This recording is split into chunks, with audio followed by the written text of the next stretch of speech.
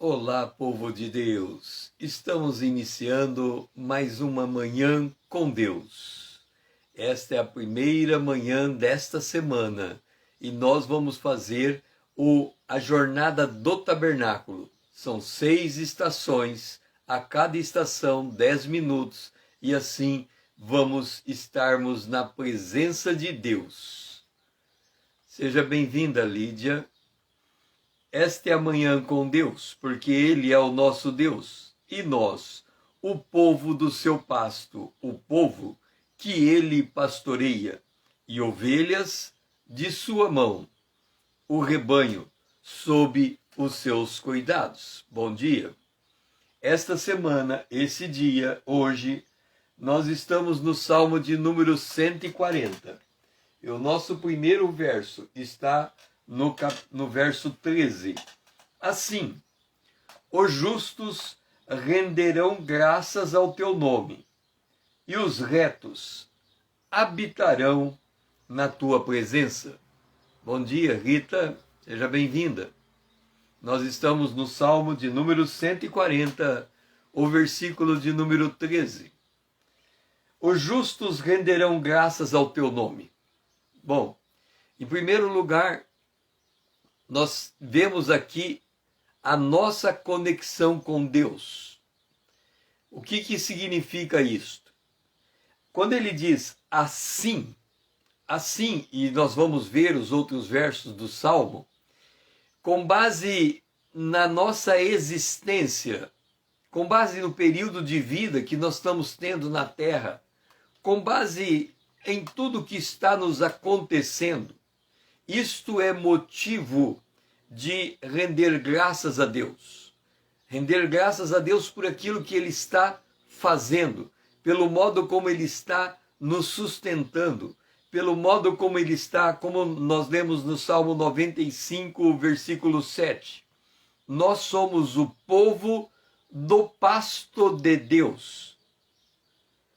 Nós somos o povo que Ele pastoreia.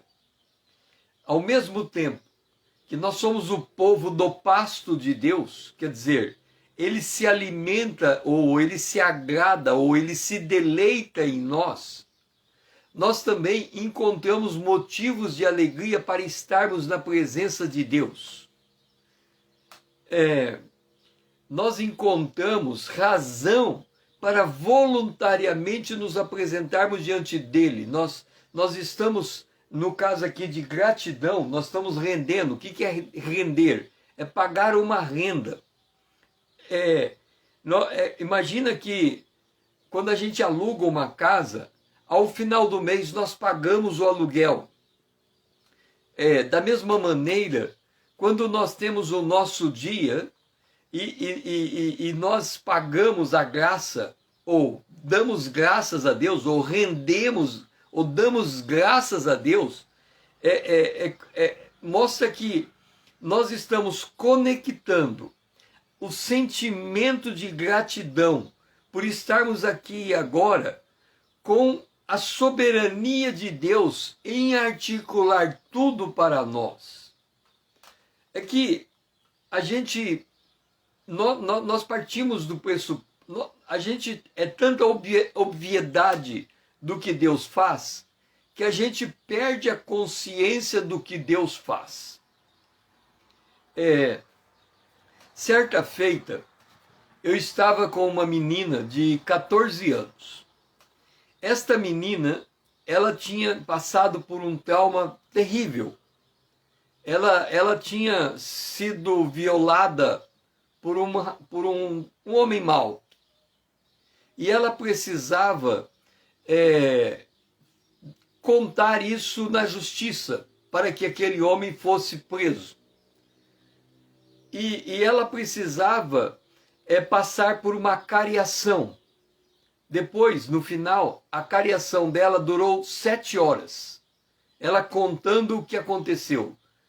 Para ela se preparar para esta cariação, imagina uma menina de 14 anos sentar diante de policiais e contar a sua história durante 7 horas para que pudesse fazer o BO e aquela pessoa pudesse vir a ser presa. Então era preciso preparar essa menina para esta hora. E aí eu fiquei me perguntando como que eu ia preparar essa menina, como é que eu ia fortalecer o espírito dela para ela conseguir dar esse testemunho. E eu estava conversando com ela, conversando à distância pela internet, e aí ela virou e falou assim para mim: tio, tá chovendo aqui e tá dando raios e relâmpagos. Raios e relâmpagos. Raios e trovões. Tá dando relâmpagos e trovões. Eu falei: verdade? Ela falou: verdade, tio. Aí eu tive uma ideia. E aí eu disse assim para ela: faz o seguinte, dá um pulo. Ela presumidamente, ela pulou. Aí ela falou: pulei, tio. Eu falei: pula de novo. Ela: pulei. Eu falei: pula novamente. Ela falou: pulei. Eu falei: quando você pulou, aonde que você caiu? E ela falou: eu caí aqui no chão. Eu pulei e o meu pé bateu no chão. Eu falei: esse chão é a Terra? É o planeta Terra que você caiu? Ela falou: é, tio, é o planeta Terra. Eu virei e falei assim para ela: você sabia que esse planeta Terra teve um dia que choveu, a água inundou e matou todos os homens maus que estavam na Terra? Ela falou: é verdade, tio. Eu falei: é verdade. Havia um homem que era um homem bom. Deus pôs esse homem bom em um barco com a sua família. E esse barco, à medida que a água subiu, o barco subiu também. Mas os homens maus morreram por causa das águas. Então Deus, ele faz diferença entre o homem bom e o homem mau. Eu falei: você porventura conhece algum homem mau na sua vida? E foi pela primeira vez que ela apontou quem era o homem mau que tinha prejudicado ela. E eu virei e falei: o que você vai fazer a respeito desse homem mau? Aí ela disse: você teria coragem de contar para a polícia o que esse homem mau fez? Ela disse: eu tenho, tio. Por quê? Porque ela tinha feito a conexão entre um evento que aconteceu há 5 mil anos atrás. Há 5 mil anos atrás foi o dilúvio. Ela fez a conexão do dilúvio com a conexão da justiça divina, de Deus separar o bom do mal, com o trauma que ela tinha vivido e com a justiça que precisava ser pedida. Então, quando nós estamos assim, os justos renderão graças ao teu nome, é esse estado de consciência que nós adquirimos entre o que está acontecendo conosco e a bondade, a justiça, a graça, a misericórdia de Deus sobre as nossas vidas. Mas é uma conexão tão forte que nós não podemos ficar sem dar expressar essa gratidão diante de Deus. Mas quem é que consegue ficar diante de Deus e expressar a gratidão? É aquele que é justo. E quem é justo diante de Deus? É aquele que foi justificado em Cristo Jesus. É aquele que confia que Jesus Cristo é aquele que tira os seus pecados e lhe dá uma nova vida e o coloca diante da presença de Deus. Isso é uma percepção espiritual, é uma consciência. A consciência é a capacidade que nós temos de conectar a nossa alma com o Espírito de Deus. A consciência é um atributo do Espírito Santo. Então, quando nós nos tornamos conscientes, nós estamos conectando o nosso espírito humano com a nossa alma e junto e em direção ao Espírito Santo, nós estamos nos colocando na presença do trono de Deus e neste lugar nós simplesmente dizemos: Senhor, te sou grato, porque o Senhor é aquele que está em minha vida. O Senhor está cuidando de mim. E quando nós falamos isso, que o Senhor está cuidando de mim, nós estamos livres para dizer isso mesmo em meio à tribulação, mesmo em meio a uma situação que a gente não consegue entender porque ela acontece. Ainda assim, nós reconhecemos que o Senhor é o nosso Deus e nós expressamos a nossa gratidão a Deus. Pai, nesta manhã, nesse princípio de semana, em que nós estamos na tua presença, nós queremos expressar a nossa gratidão a ti. Expressar que o Senhor é aquele que nos guarda, que o Senhor é aquele que nos livra, que o Senhor é aquele que estende a tua misericórdia, que o Senhor é aquele que nos dá a existência, que o Senhor preparou esse dia para nós. Queremos aqui, ó Pai, expressar a nossa gratidão a ti, em nome de Jesus, o teu Filho amado, a quem nós amamos. Amém. Vamos para a nossa segunda estação. A nossa segunda estação está no verso 6 do Salmo 140. Digo ao Senhor, tu és o meu Deus. Acode, Senhor, a voz das minhas súplicas. Vamos entender o que é dizer, tu és o meu Deus. Porque muitas vezes nós falamos assim, eu creio em Deus, eu confio em Deus, Deus está comigo. Mas será que a gente entende o que é que nós estamos falando? Tu és o meu Deus. Porque se nós de fato entendêssemos o que é que nós estamos confessando, mudaria a maneira inteira de enxergarmos a nossa existência. Então vamos entender o que é dizer, tu és o meu Deus. Lá em Ezequiel, capítulo 36, no final do capítulo, é dito que o Senhor nos deu um novo coração, um novo espírito, tirou de nós o coração de carne, de pedra, e colocou um coração de carne, colocou o Espírito dele para habitar dentro de nós, escreveu a sua lei em nosso coração, e aí diz, e nós nos tornamos os seus filhos, e ele se tornou o nosso Deus, ok? Deus se tornou o nosso Deus. O que é que nós estamos declarando quando nós dizemos, ele é o nosso Deus? Vamos tentar mudar de figura. Quando nós falamos assim, eu quero aprender a tocar piano, eu não sei tocar piano, o que eu procuro?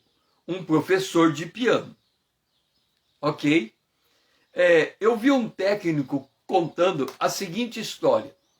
Ele disse que ele treinou muitos campeões, mas uma mulher em especial era sua aluna preferida. Esta aluna, ela tinha que correr um triatlo. E ela tinha a meta de ganhar 10 triatlos numa sequência, em curto espaço de tempo. Ela precisava de um patrocínio, e ela ganhou o patrocínio. E ela chegou para esse professor e disse assim, o patrocínio eu ganhei, agora eu preciso ganhar 10 triatlos. E isso tudo depende de você. O que você disser eu faço. O que essa mulher estava dizendo? A minha vida está nas tuas mãos. Eu preciso vencer. É ela que vai correr o triatlo, mas é ele que vai treinar ela. É ele que vai fazer ela ir além do seu limite. Então ela teria que obedecê-lo e ele teria que ensinar ela.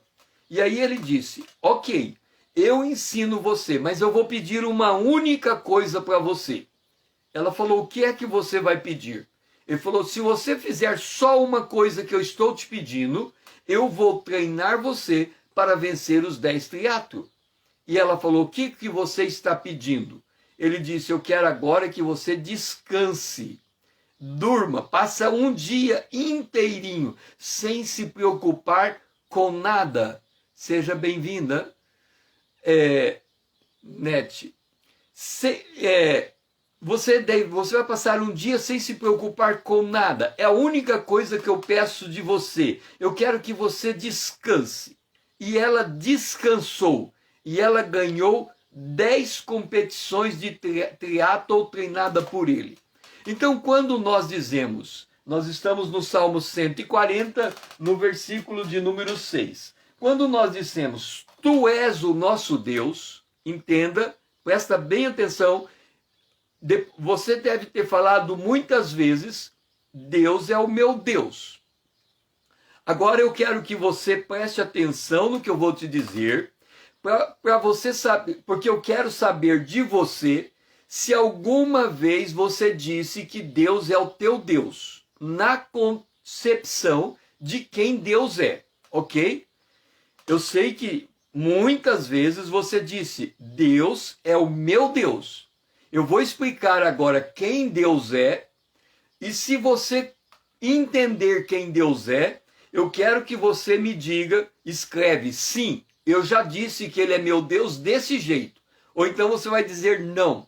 Quer dizer, você nunca entendeu desse jeito, então hoje você vai entender e aí você vai dizer, Deus é o meu Deus. Deus é o nosso Deus, presta atenção. Quando eu digo, tu és o meu Deus, eu estou dizendo, tu és aquele que controla todas as áreas da minha vida, todas as circunstâncias da minha vida.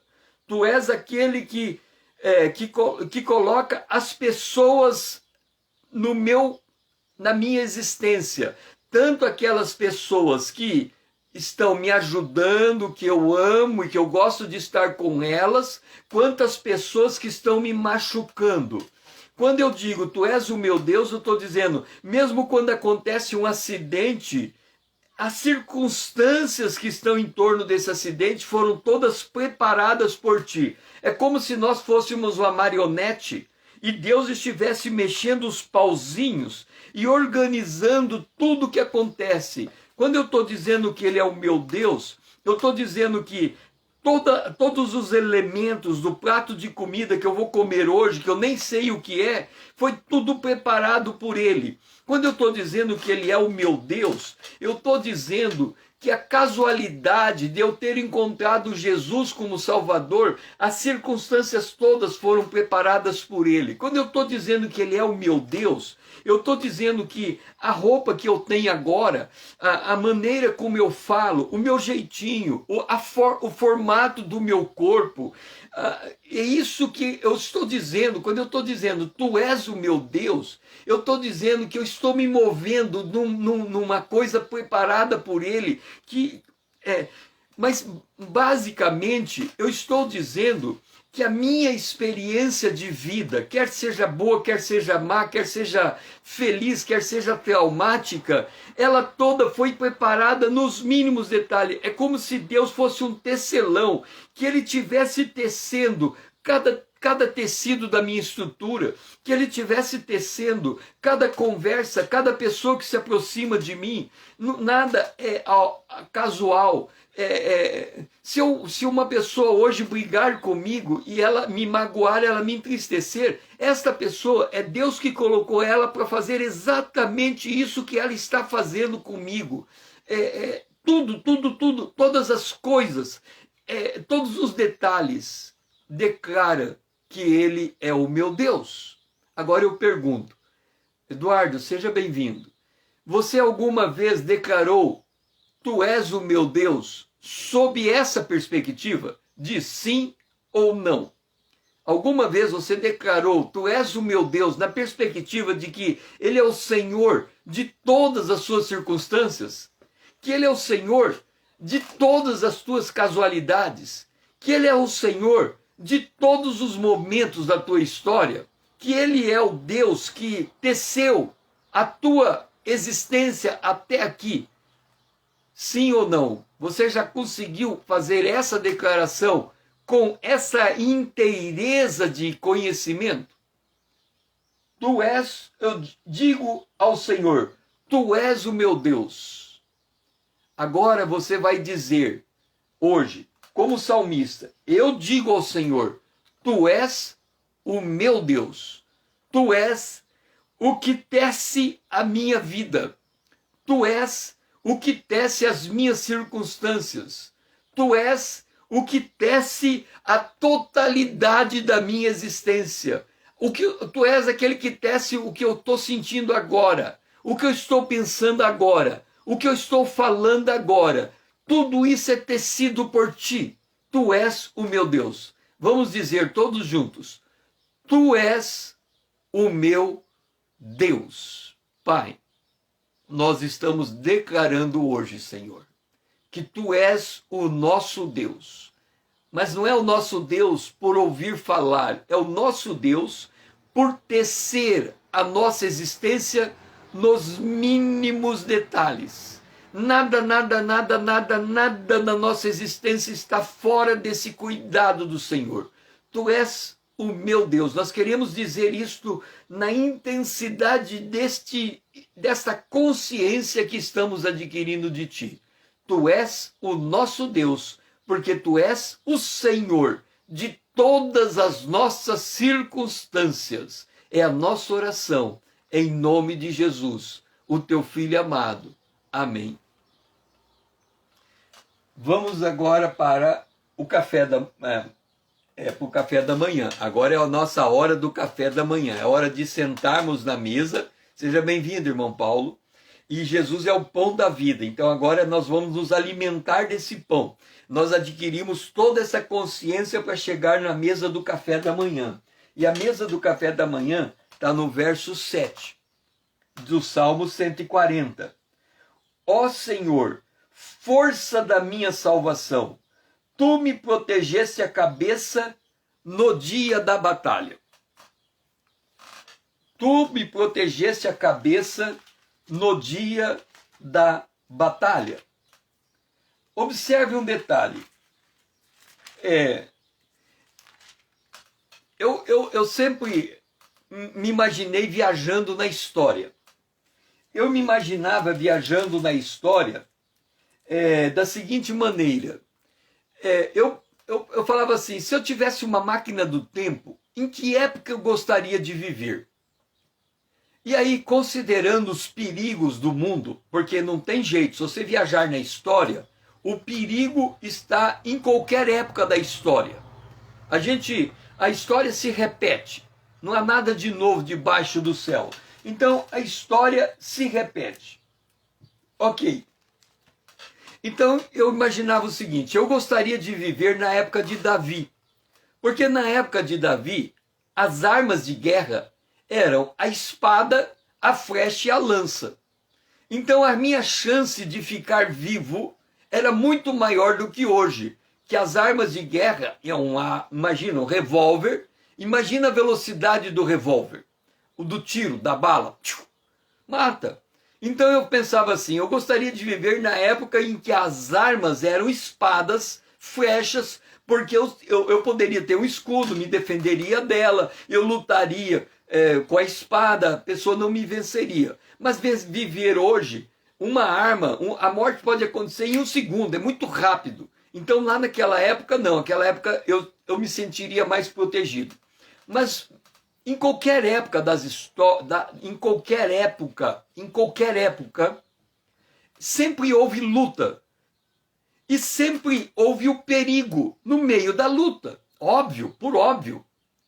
Quando eu olhava a Segunda Guerra Mundial, eu creio que todos nós sabemos que houve a Segunda Guerra Mundial, certo? Nos livros da história conta a Segunda Guerra Mundial. Agora, eu pergunto para você, vamos pegar a Segunda Guerra Mundial. Ok? Segunda Guerra Mundial. Todos nós sabemos o que é a Segunda Guerra Mundial. Eu pergunto para você, a Segunda Guerra Mundial, quem lutou contra quem? Eu não sou bom não guardo muitas coisas da história. Eu sei vagamente que na Segunda Guerra Mundial, os alemães eram aliados dos japoneses. E eles lutaram contra a Europa, tirando a Alemanha, e eles lutaram contra os Estados Unidos, contra a Rússia, foi mais ou menos assim. Então eu sei quem lutou contra quem na Segunda Guerra Mundial. Agora eu vou fazer uma pergunta para você. A Bíblia diz que Deus não faz coisa nenhuma na terra sem antes falar com seus servos, os profetas, ok? Eu pergunto para você, quem é que na Segunda Guerra Mundial foi responsável por colocar a Segunda Guerra Mundial na presença de Deus e orar por aquela batalha, pedindo para Deus dar vitória aos aliados? Vou fazer a pergunta de novo. Algum dia você se perguntou quem esteve orando na Segunda Guerra Mundial, pedindo a intervenção de Deus para que os aliados vencessem a guerra? Porque aqui está escrito assim: tu me protege a cabeça no dia da batalha. A Segunda Guerra Mundial foi a batalha, a maior batalha que nós temos consciência dos últimos anos em relação à nossa existência. É a Segunda Guerra Mundial. Será que houve alguém que esteve orando para que os aliados pudessem vencer a Segunda Guerra Mundial? Esse homem chama Howard Hess, R-E-E-S, o mesmo sobrenome da minha esposa, R-E-E-S, Hess. Eu até acho que, de repente, a minha esposa vem um pouquinho dessa descendência desse homem. Este homem, ele morava na Inglaterra. Ele tinha, na Inglaterra, ele tinha um abrigo de crianças desamparadas. E ele cuidava de 1.000 crianças. 1.000 crianças. E ele colocava o seu pedido em intercessão diante de Deus. Ele nada pedia ao ser humano. Quando veio a Segunda Guerra Mundial, ele pegou todas as pessoas que trabalhavam junto com ele e transformou essas pessoas em intercessores. E aí vinham as bombas em cima de Londres. O lugar onde ele tinha essa casa, esse abrigo de menor, ficava na periferia de Londres. Então, quando os aviões vinham derramar as bombas em cima de Londres, tinha os abrigos antibombas. Então, quando soava o alarme, todo mundo corria para dentro desse abrigo. Ele chamou os intercessores. Ele chamou os intercessores e disse o seguinte: ninguém vai entrar no abrigo. É para todo mundo orar de pé em cima da terra. Porque se nós não temos a consciência de que Deus vai impedir a bomba cair em cima de nós, como é que vamos ter consciência de que a bomba não vai cair em cima de Londres? Então, todas as grandes batalhas da Segunda Guerra Mundial foi feita no joelho deste homem e da sua equipe de intercessores. Eles tinham um radinho. E aí, quando ele sabia que os aliados estavam indo numa direção, eles oravam pelos aliados. Um dia ele ficou sabendo que os aliados estavam indo para Jerusalém. Aliás, o exército de Rommel, estava indo para Jerusalém. E ele orou por aquela batalha. E aí, quando ele orou por aquela batalha, aconteceu uma situação, para resumir, que os ingleses venceram a batalha e impediram Rommel de chegar, que era o general de Hitler, chegar em Jerusalém. Ele dizia a respeito dos seus homens: se o nosso soldado lá no campo de batalha está batalhando de 10 a 12 horas por dia, nós temos que orar de 10 a 12 horas por dia. Então, todas as batalhas da Segunda Guerra Mundial foram feitas no joelho de Howard Hess, o intercessor. Tem um livro com esse nome contando a sua história. Howard Hess, o intercessor. Significa isso: o Senhor é a força da minha salvação. Tu me proteges a cabeça no dia da batalha. Isso é dado àqueles que realmente têm Deus como seu Deus, Senhor das circunstâncias, que está cuidando dos detalhes da sua vida, para dar livramento, para dar graça, para dar misericórdia, para intervir. E significa que nós estamos tão imersos em Deus, tão envolvidos com Deus, tão ambientados com Deus, que não tem nada da nossa existência, nem o respirar, nem o cair o cabelo, nem ninguém chegando perto, que não esteja dentro de um propósito divino eterno. Deus está cuidando, moldando, preparando de maneira que nós não conseguimos, de maneira inimaginável, Ele está agindo em nossa vida.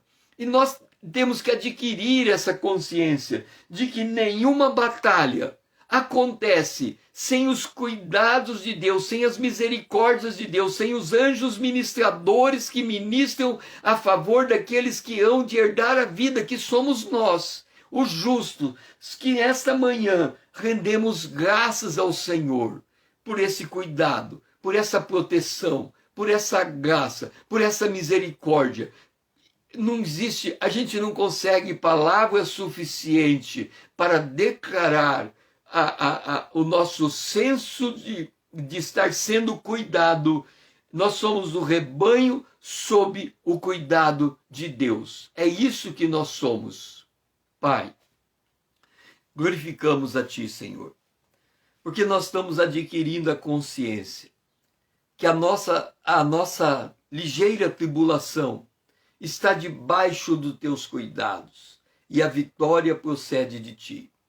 Que os nossos olhos sejam colocados em Ti, para aquilo que o Senhor está fazendo em nossas vidas, moldando a nossa existência, nos cuidando nos mínimos detalhes, nos trazendo a vitória nesse dia, porque nós oramos. Tu és aquele que protege a nossa cabeça no dia da batalha. Esta é a nossa oração nesta manhã, em nome de Jesus, o Teu Filho amado, a quem nós amamos. Amém. Vamos agora para o candelabro. O candelabro é lançar mais luz em cima desse café da manhã que nós tivemos agora. O que significa? Verso 12 do Salmo 140. Sei que o Senhor manterá a causa do oprimido e o direito do necessitado. Sei. Veja bem, eu sei.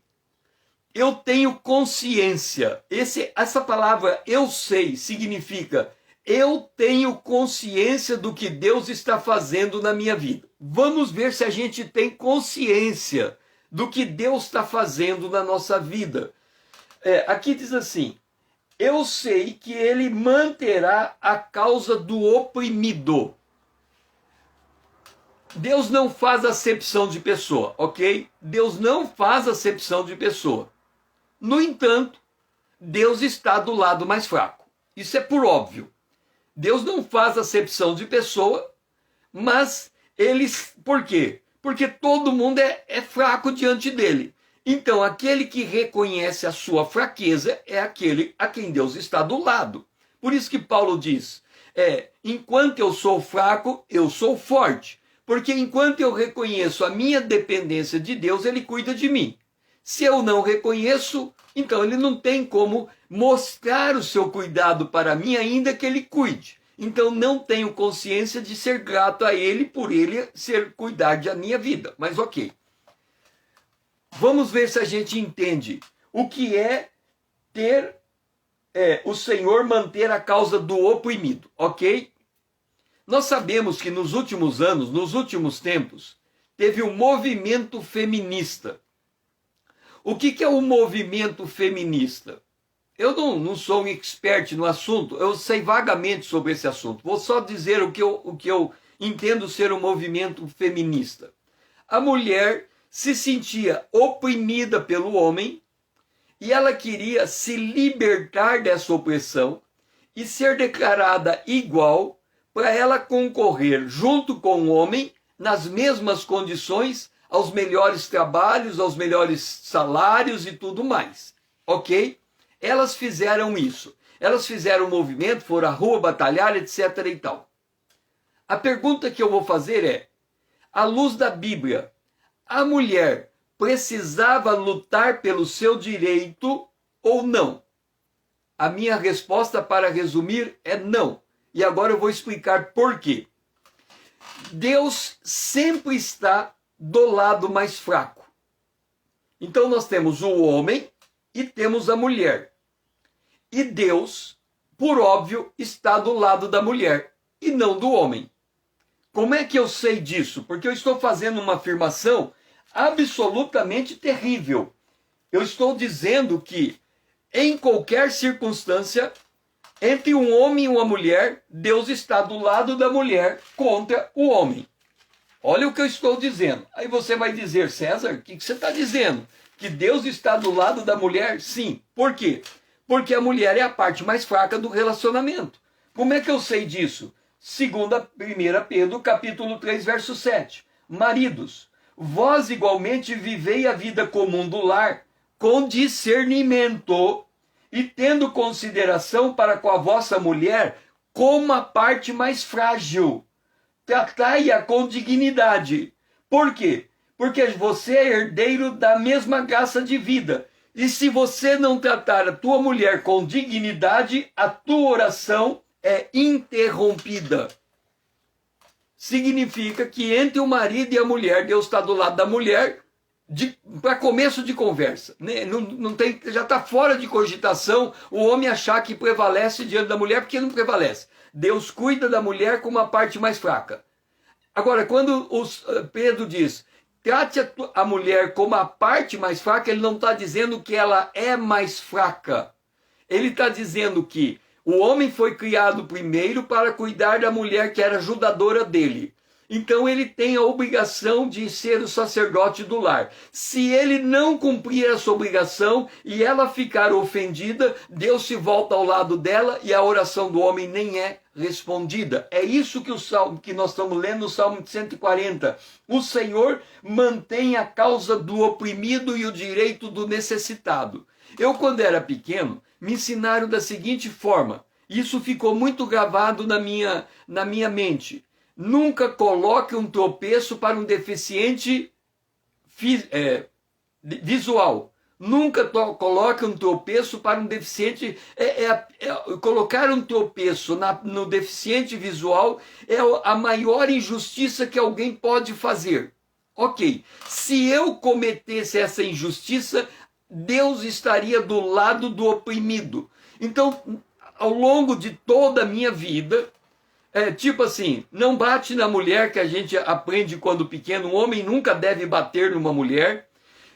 A minha consciência não é que um homem não deve bater numa mulher porque ele não deve bater porque ele é mais forte, a mulher é mais fraca. Não era isto. A minha consciência é, todas as vezes que eu bato em alguém mais fraco do que eu, Deus está do lado do mais fraco, então é como se eu estivesse batendo no próprio Deus. Ele é que vai tomar satisfação de mim. Então, quando nós temos essa consciência, nós adquirimos essa consciência em dois sentidos. Em primeiro, se eu me sinto forte ao ponto de oprimir alguém, eu sei que Deus vai estar do lado desse que eu estou oprimindo. Então, se eu tomar essa atitude, Deus vai tratar comigo. Paulo usa o mesmo conceito aos Efésios, no capítulo 6, quando ele fala, para o empregador, não ser duro com seu empregado, porque Deus é o vingador de tudo. Vou ler Efésios para você entender como que Deus fica do lado do mais fraco. Efésios capítulo 6, ele diz assim: Senhores, de igual modo procedei com os empregados, deixando as ameaças, sabendo que o Senhor, tanto deles como vós, está nos céus, e para ele não há acepção de pessoa. É como se Deus dissesse, vou te dar um recado. Se você oprimir o teu empregado, é eu que vou tomar satisfação com você. Aí você diz assim, Deus, mas se o Senhor fica do lado do mais fraco, e eu sou a parte mais fraca em qualquer coisa, por que o Senhor não está do meu lado? Porque Deus só fica do lado do mais fraco, daquele que fraco se coloca como fraco na presença de Deus.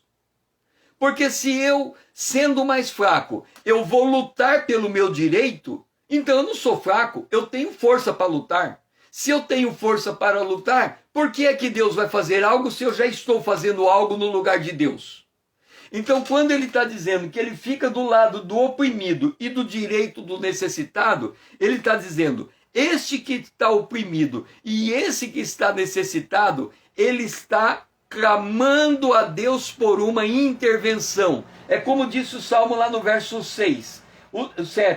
Ele me protege no dia da batalha, mas ele só protege alguém no dia da batalha quando essa pessoa pede essa proteção. Caso contrário, o que ele vai fazer? Ele não pode fazer nada, porque a pessoa não está pedindo, ela não tem consciência, sem fé. É impossível agradar a Deus. Então o que Deus está dizendo para nós aqui é: se eu estou sendo oprimido, e se eu estou padecendo necessidade, desde que eu ponha diante dele o meu pleito, ele é o Deus da minha vida e vai agir em meu favor e vai colocar as coisas no seu lugar. É nessa consciência que nós podemos ter esta palavra a nosso favor. Amém? Amado Deus e nosso Pai, nós estamos diante de Ti, Senhor, porque diante das circunstâncias que nós estamos vivendo, mesmo entendendo que a gente é fraco, a gente quer reagir com força, mas não. E aí a gente faz coisas que não devemos fazer, porque a gente quer reagir em uma coisa que a gente não entende. Por isso, Senhor, acalma o nosso espírito, que nós possamos ver que ser fraco numa relação é o lugar onde nós podemos ter a assistência do Senhor para nos livrar.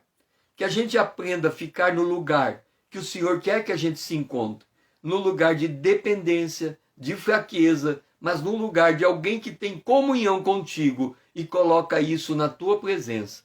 Esta é a nossa oração, em nome de Jesus, o teu Filho amado a quem nós amamos. Amém.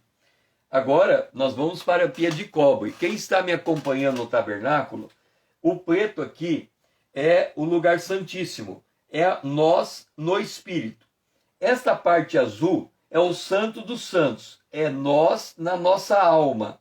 Quando nós vamos para o pátio, é nós no nosso corpo. Ou seja, nós no nosso comportamento. Nós estamos nos preparando para sair dessa manhã com Deus, para enfrentar a vida ao longo desse dia. Então nós estamos agora na pia de cobre, que é onde a gente olha para a palavra de Deus, e a palavra de Deus se torna um espelho, ou seja, aquilo que ela diz que nós devemos ser, nós nos tornamos, nós nos moldamos nesta palavra. E hoje a pia de cobre está no Salmo de número 140, o versículo 4. Guarda-me, Senhor, da mão dos ímpios, preserva-me do homem violento, os quais se empenham para me desviar os passos. Entenda uma coisa, quando nós lemos a palavra de Deus, e eu creio que eu falei isso ontem, na live de ontem à noite, sobre nós nos colocarmos no lugar do encontro, ok? O que é o lugar do encontro? Quando você vai almoçar com alguém que mora numa outra casa, você diz assim: vamos almoçar juntos hoje em um restaurante? Aí a pessoa diz: qual é o restaurante que vamos nos encontrar? Aí você diz: é para o restaurante A. Aí a pessoa não ouviu e vai para o restaurante B. Eu pergunto para você: o encontro aconteceu? Não. Você está no restaurante A e ele está no restaurante B. Não tem como ter um encontro. O encontro é quando as duas pessoas estão no mesmo lugar. Quando nós queremos nos encontrar com Deus, aonde que Deus está? Do ponto de vista geográfico, da geografia divina, o Pai está no trono, o Filho está à direita do Pai e o Espírito Santo está dentro de nós, ok? Geograficamente, essa é a posição divina. O Pai no céu, no trono, o Filho à direita do Pai no trono, ao lado do trono do Pai. Então tem dois tronos, o Pai está em um e o Filho está no outro, e o Espírito Santo está conosco. Ok, isto é o ponto de partida da nossa relação com Deus. Mas aí Deus diz assim, que nós devemos nos apresentar a Ele para experimentar qual é a boa, agradável e perfeita vontade do Pai. Jesus disse assim, que quem obedece à vontade de Deus, conhece a doutrina de Deus. Então, Deus vai marcar um lugar de encontro. O verso 4 diz assim, guarda-me, Senhor, da mão dos ímpios. Guarda-me, Senhor, da mão dos ímpios. Então, o lugar de encontro é quando o ímpio vem contra mim. E é naquele momento que ele vai me guardar. Esse é o lugar de encontro. É quando a luta está acontecendo que eu vou trazer a consciência que eu orei a Deus e Deus vai intervir. Ok? Agora eu vou dar um lugar de encontro. Para nós entendermos melhor essa palavra, vamos voltar em 1 Pedro capítulo 3. Porque em 1 Pedro capítulo 3 é mostrado um lugar de encontro. Lembra que eu falei que a mulher, Deus olha para a mulher e ela já é a mais fraca da relação? Quer o homem goste ou não, quer ele ache que ele é mais fraco do que a mulher dele ou não, não importa. Diante de Deus, antes de começar a conversar, Deus já estabeleceu que a mulher é a parte mais fraca. Não é que ela seja mais fraca do que o homem. É que Deus fez primeiro o homem, depois ele fez a mulher, e ele deu a palavra para o homem, não coma do fruto proibido, para o homem transmitir essa palavra à mulher. É esta a razão porque o homem é o sacerdote do lar. Porque Deus fez o homem para alimentar a sua esposa com a palavra. Ok. Mas no capítulo 3 diz assim: mulheres, sede vós igualmente submissa a vosso próprio marido, para que, se ele ainda não obedece à palavra, seja ganho sem palavra alguma por meio do procedimento da sua esposa. Vamos entender o que Deus está dizendo. Ele está dizendo assim: mulher, seja submissa ao teu marido. Ok. Então nós estamos falando de um lugar de encontro, onde Deus vai dar uma experiência. Qual é o lugar do encontro? O casamento, onde tem o marido e tem a mulher. Quem é a mulher? É aquela que está na presença de Deus. Quem é o marido? É aquele que está fora da presença de Deus. Como é que eu sei disso? Porque o texto diz: mulher, o teu marido que não obedece à palavra, se ele não obedece à palavra, um homem que não obedece à palavra é um marido fora da presença de Deus. Então, Deus está marcando um lugar de encontro, um relacionamento de um casal, onde a mulher está na presença de Deus e o marido está fora da presença de Deus. Esse é o ponto de encontro. Então, se eu não estiver nessa situação, esta palavra não se aplica à minha vida. Esta palavra só se aplica naquele que se encontra nessa posição.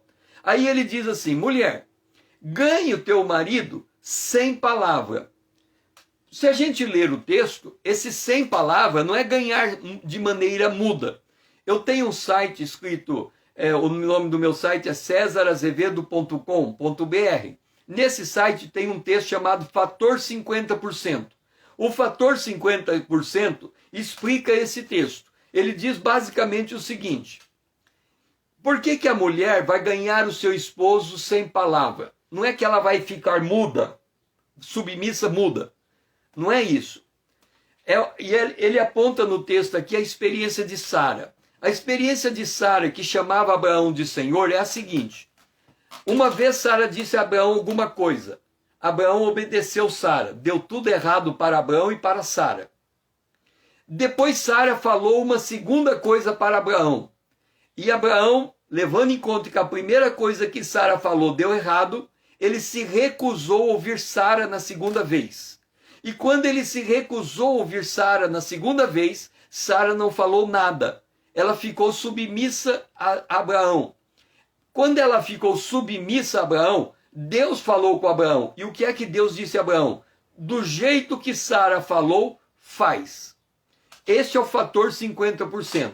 Significa que eu nunca sei quando é o que eu falo é determinado por Deus e Deus concorda comigo. Se eu falar para minha esposa alguma coisa e minha esposa ouvir, fator 50%. Deus confirmou com ela o que eu disse. Se eu falar alguma coisa e minha esposa não ouvir, fator 50%. Pode ser que o que eu estou falando não é para acontecer. Então eu não sei quem tem a razão nunca. Quem dá a razão para as coisas é Deus. É isto que significa andar no fator 50%. Quando eu então estou dizendo, guarda-me, Senhor, eu estou entrando no fator 50%. Eu estou declarando que a minha vida está na dependência de Deus. Que se meu inimigo prevalecer contra mim, é porque Deus quer que ele prevaleça. Se o meu inimigo não prevalecer contra mim, é porque Deus está me guardando. É Deus que decide, afinal, o fim da história. não é as pessoas que estão no meio da história. Se eu estou na dependência de Deus, estou declarando que Deus é Senhor das minhas circunstâncias, eu estou declarando então que se eu estou derrotado é porque Deus me deixa caído. Se eu estou de pé é porque o Senhor me sustenta. E Paulo fala aos Coríntios, se eu estou de pé, para o Senhor estou de pé. Se eu estou caído, para o Senhor estou caído. Então quem determina a sorte da minha vida não é quem está do meu lado, é a graça de Deus sobre mim. E se eu sei disto, e se eu vivo nesta dependência de Deus, então não importa mais a maneira como eu estou vivendo, no sentido em que, se eu estiver no lugar de encontro, ou seja, se eu estiver sofrendo, Deus está a meu favor. Se eu estiver vitorioso, eu tenho que ser generoso. Então, em tudo, eu tenho que viver de acordo com a vontade de Deus. Mas eu tenho que ter consciência quem Deus é, quem eu sou e como eu me coloco no lugar de encontro com Deus. Então, a minha oração é: Senhor, me guarda e me preserva na tribulação, porque eu sou a parte mais fraca e eu preciso de Ti, estou na Tua dependência. Pai, que nós possamos entender, Senhor, a lidar com o nosso dia a dia, olhando para Ti, na dependência de Ti, reconhecendo o Senhor agir. A gente não sabe como vamos colocar isso em prática, Senhor, mas primeiro temos que mudar a nossa consciência, para depois mudarmos o nosso comportamento. E é isso que nós oramos hoje, em nome de Jesus, o Teu Filho amado, a quem amamos. Amém. Vamos para a nossa última estação, o altar de cobre. E o altar de cobre está no Salmo 140, o verso 1 e o verso 2. Livra-me, Senhor, do homem perverso. Guarda-me do homem violento, cujo coração maquina iniquidade e vive forjando contendas. Observe uma coisa. Bem-aventurados limpos de coração, porque eles verão a Deus. O que é ter um coração limpo? E quando nós falamos do nosso inimigo, nós não estamos falando do nosso inimigo uma pessoa estranha. A Bíblia diz no Novo Testamento que os inimigos dos homens são aqueles que estão na sua casa. O nosso inimigo é todo aquele que conhece a nossa fraqueza e aproveita a nossa fraqueza para nos espinhar. Então, o nosso inimigo pode ser o nosso filho, a nossa esposa, o nosso esposo, o nosso pai, a nossa mãe. É todo aquele que machuca o nosso coração. Esse se torna o nosso inimigo. Agora, o fato de eu reconhecer ele como nosso inimigo não me dá o direito de tirar ele da minha vida. Por quê? Porque Jesus vem e diz: ame o teu inimigo. Então, se eu estou falando que o meu inimigo é o outro, quem quer que ele seja, o meu próximo, quem quer que ele seja, não é porque ele está me machucando que eu devo simplesmente desprezá-lo e arrancá-lo da minha vida. Pelo contrário, eu tenho que aprender a conviver com o meu inimigo até ele se tornar o meu amigo. Porque a Bíblia diz que Deus torna o meu inimigo no meu amigo. Significa que aquele que está me machucando, ele tem que chegar numa condição que ele não me machuque mais. Mas para que isso aconteça, eu tenho que aprender a ser dependente de Deus, porque é Deus que muda as pessoas. Quando eu estou sendo machucado por alguém, em primeiro lugar, eu tenho que aprender a amar, porque o amor tudo suporta. Então, o amor tudo sofre. Se eu estou sofrendo, é porque alguém está me machucando. E se esse alguém está me machucando, a tendência é que eu queira ele fora da minha vida.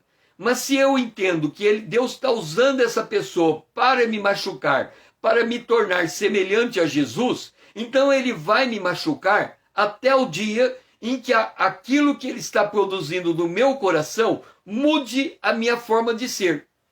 Então, quando eu estou num relacionamento, eu nunca sei se o outro tem que mudar para eu ficar bem ou eu tenho que mudar apesar do outro ser quem ele é. É o fator 50%. Eu não sei se o outro está me machucando porque Deus quer me ensinar, ou se eu preciso ser machucado para aprender algo. Então eu não sei.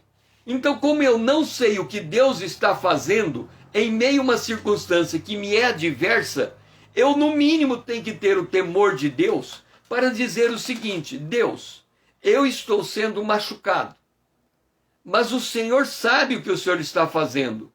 Se o Senhor está, se essa situação, o Senhor quer que o outro mude, mude o outro. Mas se o Senhor quer que eu mude, mude a mim. Então, a primeira coisa quando diz assim, livra-me, Senhor, do homem perverso, significa, eu baixei a minha guarda. Se eu baixei a minha guarda, Deus está livre para agir em meu favor. Significa que eu não vou tomar satisfação. Quando a Bíblia diz, minha é a vingança, e ela diz, não vingue a si mesmo, ela está dizendo, pare de lutar com tuas próprias armas. Pare de lutar com tua própria força. Quando um não quer, dois não brigam. Mas se o outro continuar brigando, continue não querendo brigar.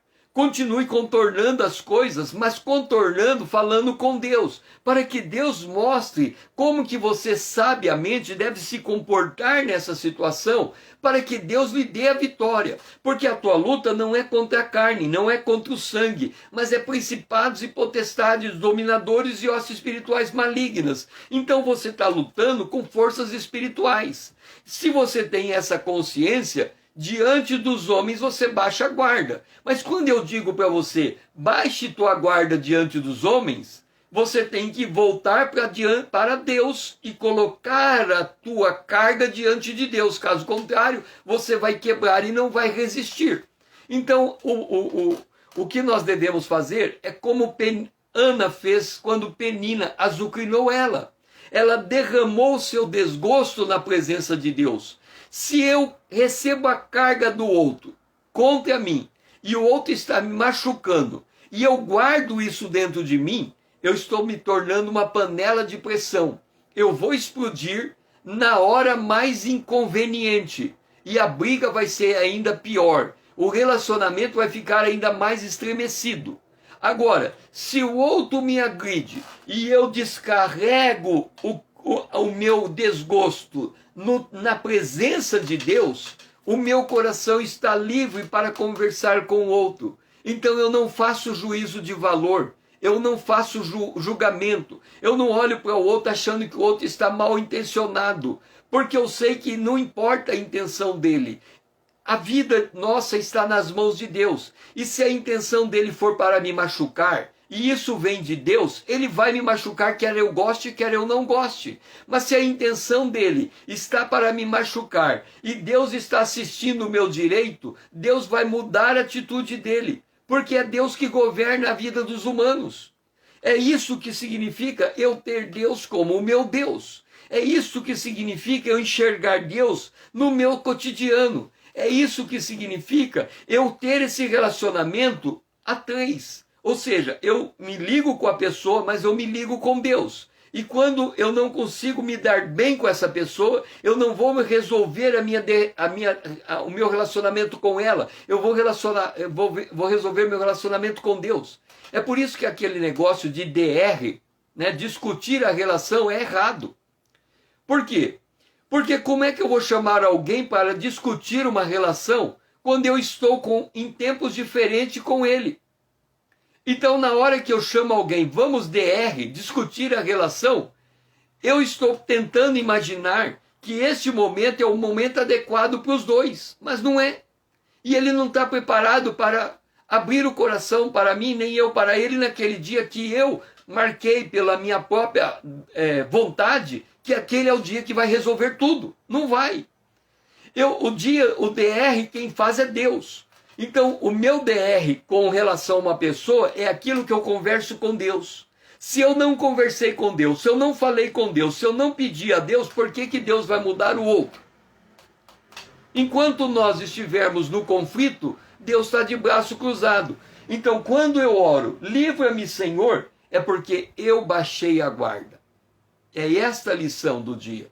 eu tenho que baixar a minha guarda. Se eu declaro que Deus é o meu Deus, eu estou declarando que Ele é poderoso para mudar, quer o meu coração, quer o coração do outro, e restabelecer a paz. Então alguém precisa baixar a guarda.